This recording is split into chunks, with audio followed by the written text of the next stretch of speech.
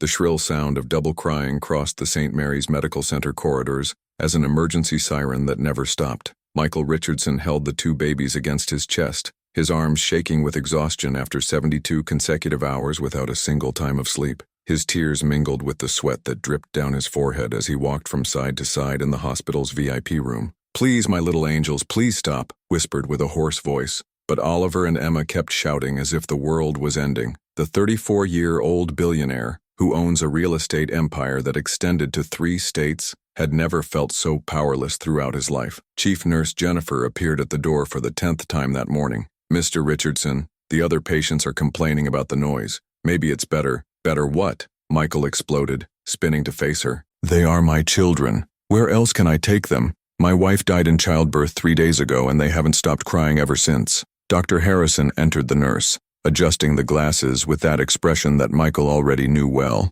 the same one that said, "We don't know what to do anymore." For 3 days, an endless stop of medical experts had examined the twins, pediatricians, neurologists, children's sleep specialists, even a children's psychiatrist. Everyone reached the same devastating conclusion. Physically, the babies were perfect. "Michael, maybe it's time to consider other options," said the doctor carefully. "There are specialized institutions that can—" "Are you suggesting that I leave my children?" Michael's voice came out colder than steel. "Why do they cry? Why did they lose their mother?" His mind has returned to the last moments with Catherine. She had squeezed her hand with supernatural and whispered strength. "Promise you will take care of them. Promise you will never feel abandoned as I felt." The postpartum bleeding took her 20 minutes later. What no one knew was that Michael had a secret he had kept for years. He himself had grown in an orphanage until he was 12, before being adopted by the Richardson family. He intimately knew the feeling of abandonment that corrodes a child's soul, and would rather die to inflict it to his own children.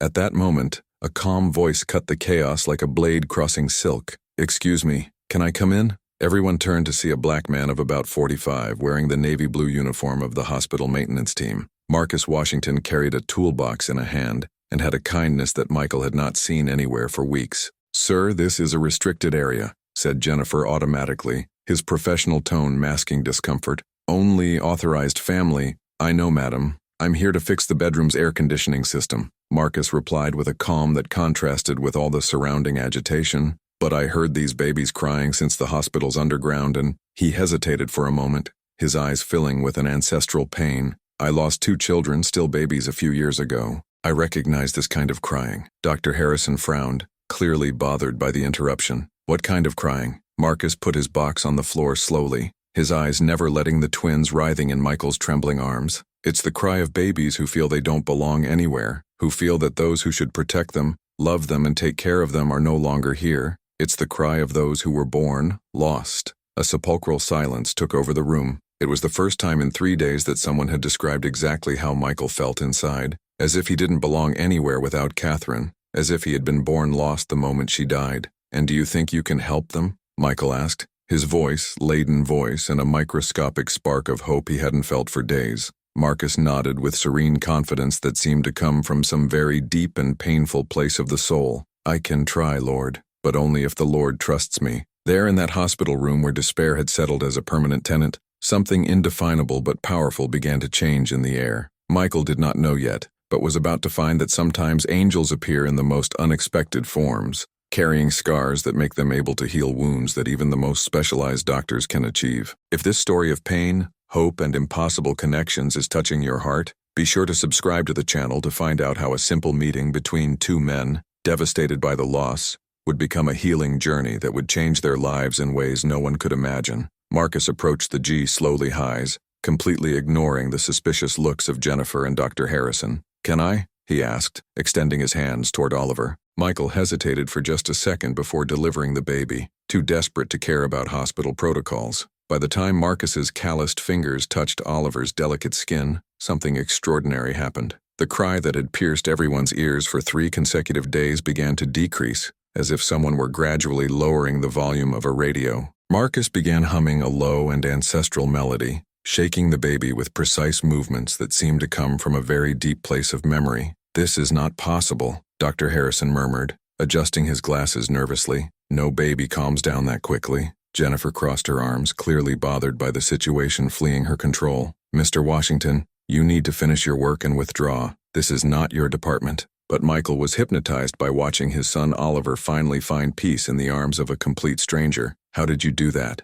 He whispered, still holding Emma, who had stopped crying just to watch her brother. Marcus smiled with a sadness that came from far away. My children, Kevin and Marcus Jr., were born premature. I spent 4 months in this same hospital, singing to them, holding them, promising that everything would look good. His voice broke slightly. I learned that babies feel when someone understands their pain. What happened to them? Michael asked, fearing the answer. Double pneumonia. It took them both in a week. Marcus continued to pack Oliver, who now slept deeply. My wife, Sarah, never recovered. She left me 6 months later, said she couldn't look at me without seeing our boys. Jennifer throat impatiently. Mr. Washington, I'm sorry for his loss, but you have protocols to follow. You can't simply let him stay, Michael said with an authority that made everyone shut up. My son is sleeping for the first time in 3 days. That is worth more than any protocol. Dr. Harrison approached cautiously, watching Oliver breathe quietly. I've never seen anything like this in 20 years of medicine, admitted reluctantly. Maybe we should consider—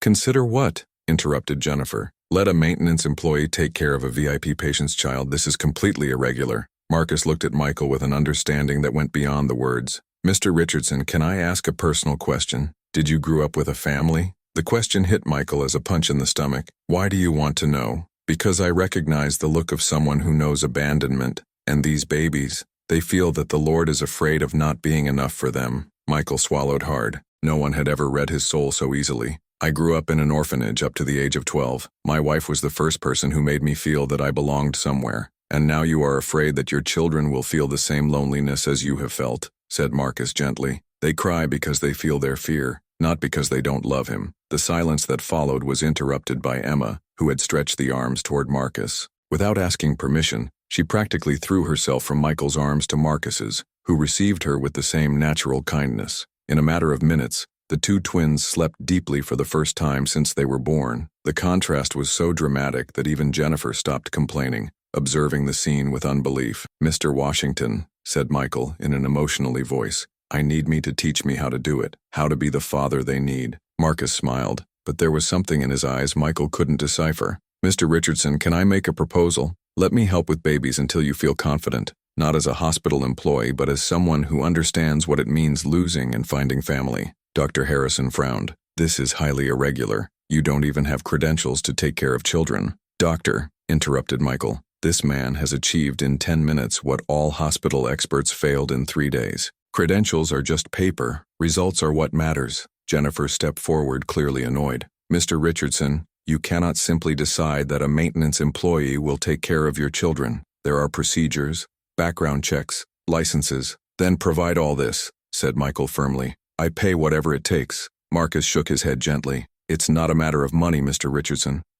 He hesitated, as if weighing very important words. There are things about my past that change your opinion about me. What kind of things? Michael asked, but his voice showed no distrust, only genuine curiosity. Things that an antecedent verification would reveal anyway, Marcus answered mysteriously. Let me just say that I didn't always work on maintenance and my name was not always Marcus Washington. The tension in the room changed instantly. Dr. Harrison and Jennifer exchanged alarmed glances, but Michael kept watching Marcus with the twins in his arms, sleeping like angels. You're not the one who says they are, Michael said slowly, but it wasn't an accusation. It was a statement of someone who recognized secrets because he also carried his own. Not completely, Marcus admitted, but everything I said about my children is true, and everything I feel for these babies is also true. There, in that hospital room where two painful men with past were through the crying of two children, a connection was beginning to form social conventions. Michael did not yet know that the decision to rely on Marcus would reveal secrets that would change not only their lives,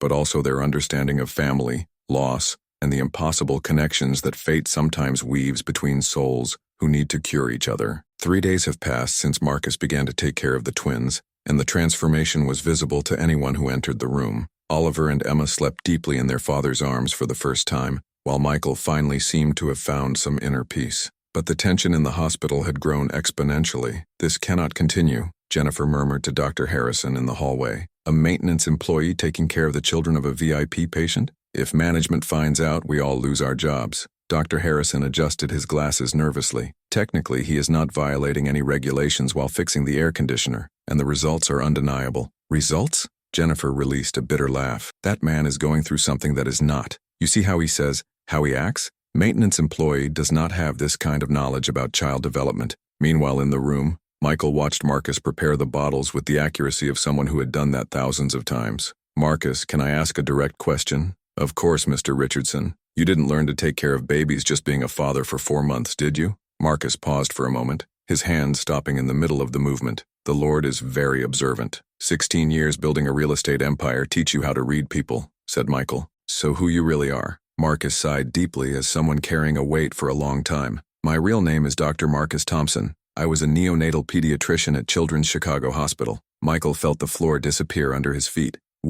I lost my medical license for 2 years. Marcus kept preparing the bottle, avoiding Michael's gaze. After Kevin and Marcus Jr. died, I fell. I started drinking. It was missing work. I made basic mistakes. The final decision came when I tried to operate drunk. The following silence was loaded with mutual understanding. So you changed its name and came to work in maintenance? Marcus Washington was my grandfather's name. I thought that working in hospitals, even if cleaning, would help me feel useful again. He finally looked at Michael. I didn't imagine I would find 2 babies who needed exactly what I had to offer. Michael soothed the information for a few moments. Will you recover your license? It depends on many things, especially convincing medical advice that I'm no longer a risk to patients. At that moment, the door opened sharply. Jennifer entered accompanied by 2 hospital security guards and a suit that Michael did not recognize. Mr. Richardson, said Jennifer with a formal tone who was not trying to hide satisfaction, this is Mr. Davis of the administration. We need to resolve this irregular situation immediately.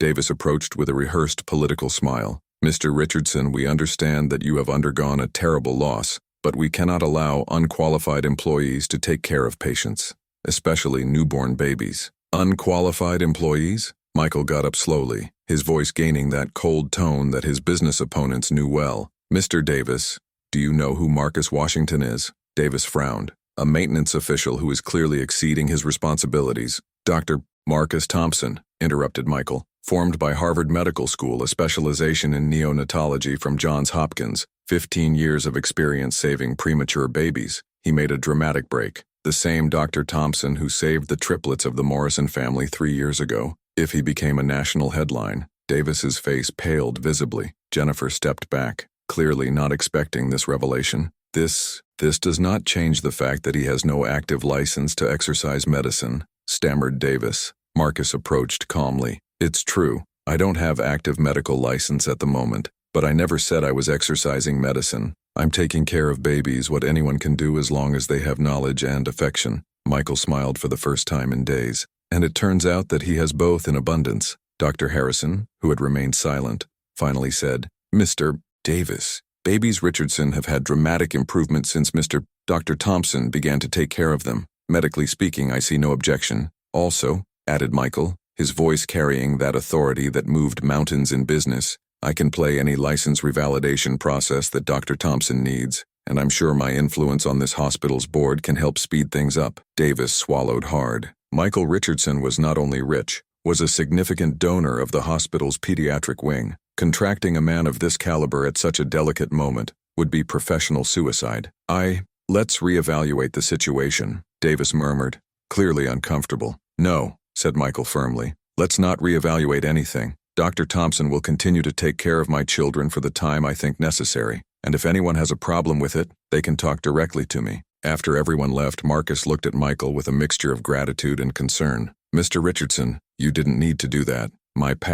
Your past tells me that you know pain as I know pain, interrupted Michael, and that you understand that sometimes we need to fall completely to find out what really matters. Marcus nodded slowly. And what really matters? Michael looked at the twins, sleeping peacefully, family, second chances, and having the courage to trust when everything seems lost. But what none of them knew was that Jennifer, humiliated and furious, was already on the phone with someone who could destroy not only the new confidence between Michael and Marcus, but also any chance of Marcus recovering his medical career. Some battles can be overcome with money and influence, but others require much more than that. There, in that room where 2 injured men had found mutual purpose, it was beginning to form not only a friendship, but an alliance that would be tested in ways neither could predict. And when the real war began, they would find that the strength of a family built on shared pain can be the most powerful thing in the world. 2 weeks passed since the confrontation with Davis, and life had found a quiet pace. The twins slept deeply in their parents' arms.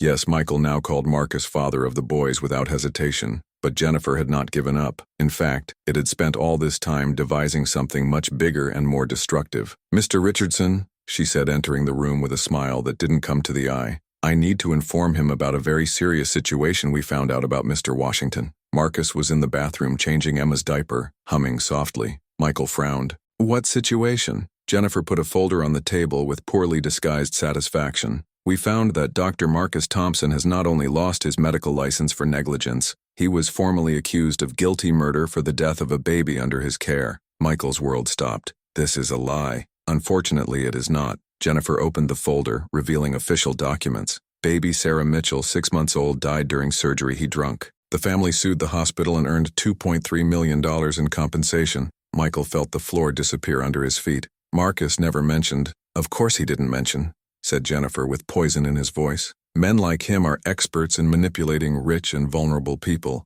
How many touching stories do you think he invented to gain access to his children?" At that moment, Marcus left the bathroom with Emma in her arms, immediately noticed the tension in the air. "Did something happen?" Jennifer turned to him with a cruel smile. "Dr. Marcus Thompson, or do you prefer me to call by the name I used when it killed the baby Sarah Mitchell?" Marcus's face lost all the color. Emma began to cry in her arms, as if her anguish felt. "Michael," said Marcus in a trembling voice, "I can explain." "Explain what?" exploded Michael, starting Emma does Br Marcus steals. "What did you kill a child? What did you lie about everything? That I let a killer take care of my children? It wasn't that way." Marcus tried to approach, but Michael retreated instinctively. Jennifer watched the scene with obvious satisfaction. "Mr. Richardson, I have already triggered security. Dr. Thompson will be escorted out immediately, and I am recommending that you enter a lawsuit for putting your children at risk." "Get out," said Michael, his cold voice. "Get out of my room, get out of my children's life, and never come back."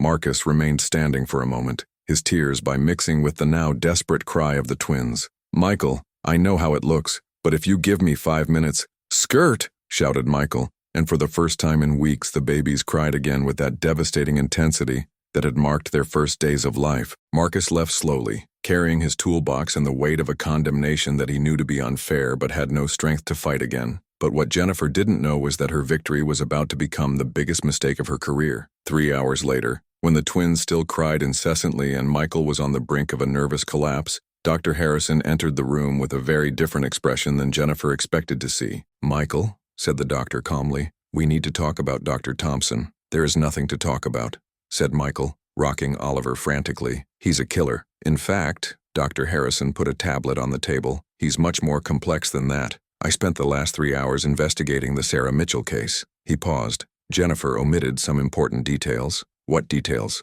Michael asked, although part of him did not want to know. "Dr. Thompson was not operating intoxicated by addiction, Michael. He had lost his own twin children 3 days before surgery and was taking prescription drugs for severe depression and post-traumatic stress disorder." Michael stopped swing Oliver. "Continue." "Baby Sarah Mitchell arrived at the hospital in critical condition due to parents' negligence. They waited 4 days to seek medical help for obvious pneumonia. No hospital doctor wanted to take the case because the chances of survival were practically zero." Dr. Harrison showed the tablet screen. "Marcus offered to try to save her knowing that he would probably fail, because it was the only chance the child had. And when she died at the operating table, not out of medical error but by the already critical condition, he assumed total responsibility even knowing that it would destroy his career." The silence that followed was broken only by the cry of the twins, which seemed to echo the injustice that had just been revealed. "Why didn't Jennifer mention that?" Michael asked, although he already knew the answer. "Because Jennifer has a personal problem with staff who don't know their place," said Dr. Harrison with disgust. "This is the 3rd case in 2 years where she tries to sabotage someone who considers inappropriate to work with VIP patients." Michael felt a will grow in his chest that he had not felt since the worst days of his childhood in the orphanage. Where is Jennifer now? Probably at Davis's office, celebrating what she considers a victory. Michael handed the twins to Dr. Harrison. "Take care of them for 5 minutes. I have a conversation to do." "Michael, what are you going to do?" Michael smiled, but it was the cold smile of a predator who had identified his prey. "I will remember some people because one should never underestimate someone who has everything to lose." He left the room with steps firm, leaving the babies behind crying and taking with him all the fury of a father who had discovered that he almost lost his best friend his children could have due to the prejudice disguised as a professional zeal. What Jennifer and Davis didn't know was that Michael Richardson had not built a real estate empire being kind to people trying to destroy their family, and now they were about to find that the true war had not even started. There, in those hospital corridors where institutional power tried to impose itself on human justice, something much larger than a simple dispute of employees was taking shape. It was the moment when a man with unlimited resources found that his greatest fortune was not in bank accounts, but in the loyalty of those who really loved his family. Michael found Jennifer and Davis in the administrative office, celebrating with champagne cups what they considered a victory over employees who don't know their place. The smile of satisfaction on their faces disappeared instantly when they saw Michael stopped at the door. "Mr. Richardson," stammered Davis, trying to hide behind a stack of papers. "We didn't wait." "Of course they didn't expect it," Michael said, closing the door behind him with a definite click. "You were very busy celebrating as you destroyed the life of an innocent man." Jennifer lifted her chin, challenging. "Innocent? Mr. Richardson, that man is a killer. We save his children from—" "What?" he interrupted Michael, placing his tablet on the table. "To be taken care of by the only neonatal pediatrician who had the courage to try to save a baby, that all other doctors considered it lost." The tablet screen showed a report from Chicago Tribune 2 years ago. Dr. Marcus Thompson, the medical hero who sacrificed his career to try to save life. Below, a photo of Marcus receiving a Mitchell family license plate for the heroic efforts to save his daughter. That can't be right," Davis murmured, the color disappearing from his face. "Do you know what I found in the last 30 minutes? Michael slid more documents on the table. "That Jennifer here has an interesting history. 3 black employees fired in the last 2 years by professional inadequacy, all exemplary in their duties, all publicly humiliated before they are expelled." Jennifer tried to interrupt, but Michael remained relentlessly. "Marcus did not lose his license for killing a child. He lost because he went into severe depression after losing his own twin children and could not deal with the pressure of trying to save another child in the same situation." Davis swallowed hard. "Mr. Richardson, if there was any misunderstanding—" "Misunderstanding?" Michael laughed without humor. "You celebrating with champagne the destruction of a man is not misunderstanding. It is deliberate cruelty disguised as professional zeal." He leaned over the table, his voice acquiring that cold tone that made CEOs' rivals shake. "Now I will explain how this will work. Jennifer will be immediately fired by inadequate conduct. Davis, you will personally seek Marcus, publicly apologize, and offer him a pediatric consultant position in this hospital while arranging the accelerated revalidation of his medical license." "But Mr. can't just—" Jennifer started. "I can and go," said Michael, showing another document. "Have you forgotten that I am one of the biggest donors of the pediatric wing of this hospital, and that I have enough influence on the board of directors to make heads roll?" Davis got up trembling. "Mr. Richardson, this is a little extreme." "Extreme?" Michael turned to him with controlled fury. "Extreme went to watch my children cry desperately because you took them the only man who could give them peace. Extreme went to see a man who saved hundreds of babies being humiliated by prejudice disguised as a protocol." At that moment, Dr. Harrison appeared at the door. "Michael, I found Marcus in the parking lot. He's coming back." "Perfect," said Michael, never taking his eyes off Jennifer and Davis, "because you two will personally apologize to him, and then they will make sure the whole department knows the truth about who he really is." 2 hours later, Marcus was back in the room, holding the twins who had finally stopped crying. But this time there were tears of relief in the eyes of all present, including Michael, who had discovered that defending the family who chose was worth more than any business victory. "Marcus," said Michael while watching Oliver and Emma sleep quietly, "I want to make an official proposal, not as a favor, but as an investment." Marcus looked at him curiously. "What kind of investment?" "I want to finance a pediatric clinic with your name. A place where you can save babies as you saved mine, but where you can also train other doctors to recognize that medicine goes beyond diplomas and protocols. It's about heart." Marcus was silent for a long moment. "Michael, I can't accept charity." "It's not charity," Michael interrupted firmly. "It's justice, and it's a family taking care of a family." 6 months later, Dr. Marcus Thompson Pediatric Clinic opened its doors in downtown Chicago. Marcus had recovered his medical license and became the most respected medical director in the region. His methods, which combined technical excellence with genuine compassion, revolutionized local pediatric care. Jennifer never worked in health. After the story of her systematic prejudice spread throughout the medical community, she ended up working in an accounting office, away from any position where she could harm vulnerable people. Michael found that the greatest wealth was not in his bank accounts but in the family he had built with Marcus and the twins. Oliver and Emma grew up calling Marcus Daddy Marcus and Michael of Dad Michael. proving that family Leah is defined by love, not the blood. Do you know what I learned from all this? Michael told Marcus one afternoon while watching the twins, now 2, playing in the garden of the clinic. What? Marcus asked, smiling to see Emma trying to teach Oliver how to build sandcastles. That sometimes the greatest blessings are disguised as tragedies.